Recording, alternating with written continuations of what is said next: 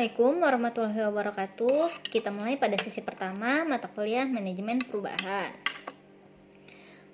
Dengan seiringnya waktu, berjalannya waktu, mau tidak mau, suka dan tidak suka, pasti kita mengalami yang namanya perubahan. Sekarang apa sih definisi dari perubahan itu sendiri? Perubahan itu dapat diartikan sebagai alternation, modification, and or addition menurut McLean tahun 2005. Nah, perubahan ini dapat diartikan juga sebagai scary, painful, dan lain-lain, sesuatu hal yang menakutkan seperti itu. Karena dalam perubahan itu sendiri akan memiliki dampak baik maupun dampak buruk. Sedangkan menurut Stahler tahun 94, perubahan tidak dapat dikatakan perubahan jika tidak memberikan dampak yang baik seperti itu. Proses berlangsungnya perubahan ini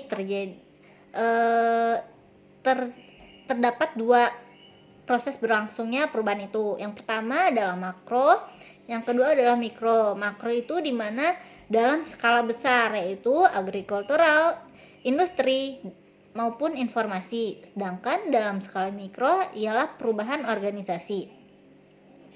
Untuk perubahan organisasi, apa yang dimaksud perubahan organisasi itu sendiri gitu? Perubahan organisasi adalah proses menggerakkan organisasi menjadi lebih efektif atau memiliki efektivitas yang tinggi setelah adanya perubahan. Seperti itu menurut Jonas tahun 2001. Kemudian dalam manajemen perubahan organisasi ini pasti selain memiliki dampak baik dan dampak buruk, tentu kita ingin dampak yang baik.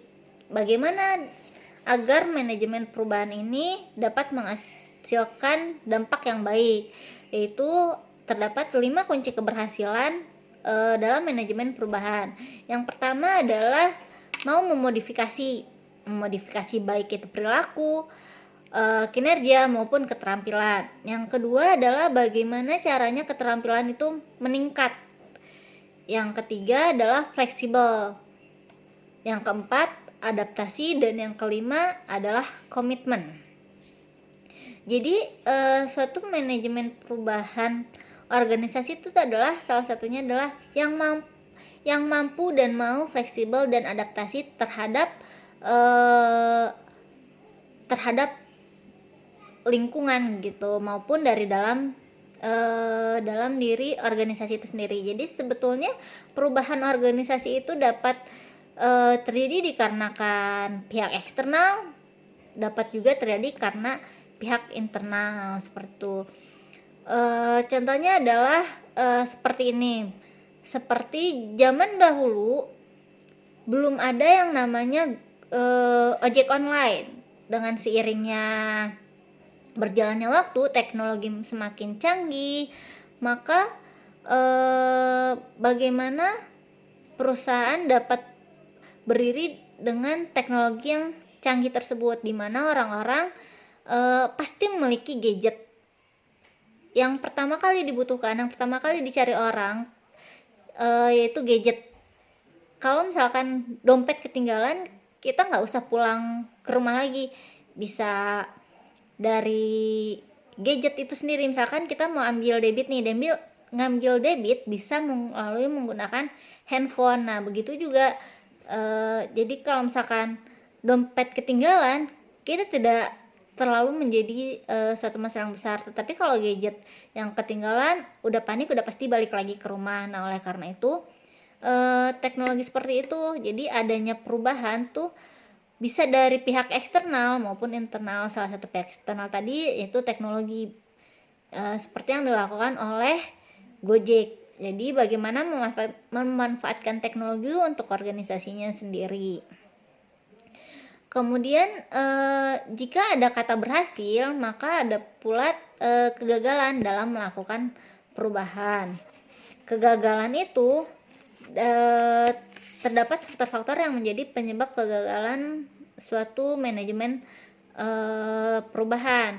Yang pertama adalah excessive change. Yang kedua adalah tidak tahunya prinsip perubahan. Jadi para pelaku perubahan tidak tahu mengenai prinsip perubahan itu sendiri. Yang ketiga adalah bagaimana menemukan solusi yang cepat.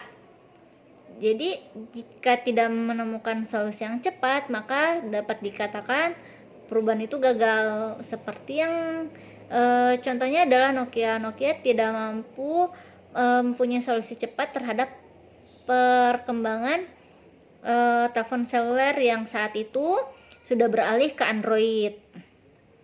Nah, terus kemudian adalah yang keempat adalah kepemimpinan dan budaya organisasi itu sendiri yang salah satu menjadi faktor kegagalannya untuk melakukan perubahan. Yang terakhir adalah aspek manusia.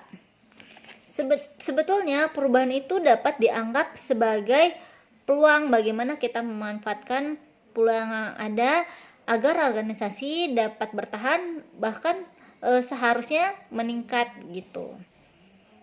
Sekian untuk sesi pertama kali ini. Assalamualaikum warahmatullahi wabarakatuh.